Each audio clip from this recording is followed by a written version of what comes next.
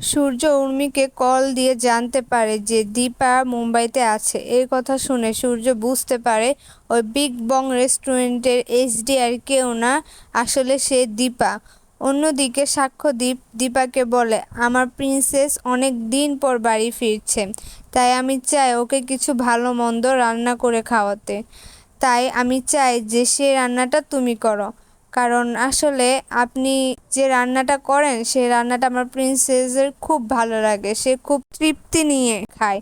এই কথা শুনে দীপা বলে, ঠিক আছে স্যার, আমি ওর জন্য যত্ন ভালোবাসা দিয়ে রান্না করব।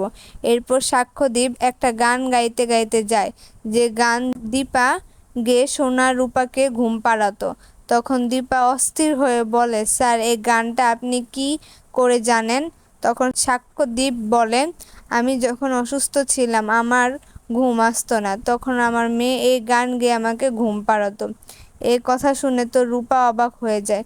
তখন সে মনে মনে ভাবে, এই গান তো আমার রূপা জানতো, তবে কি স্যারের মেয়ে আমার রূপা? এই বিষয়টা আমার জানতেই হবে। পরের দিন সকালে সাক্ষ্যদীপ, বন্ধুরা আপনারা যদি আমার চ্যানেল নতুন হয়ে থাকেন তাহলে প্লিজ চ্যানেলটি সাবস্ক্রাইব করে দিবেন। দীপাকে বলে, রান্নাগুলো কি হয়েছে? আমি নিয়ে যাব। তখন দীপা বলে, স্যার আমি একটা কথা বলি। সাক্ষ্যদীপ বলে, হ্যাঁ বলুন।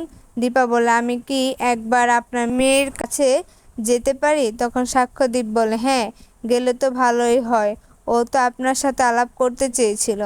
এরপর দীপাও যায় সাক্ষ্যদীপের সাথে।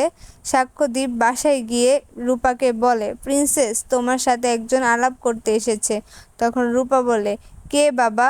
তখন সাক্ষ্যদীপ বলে, যার হাতের রান্না তোমার খুব পছন্দের।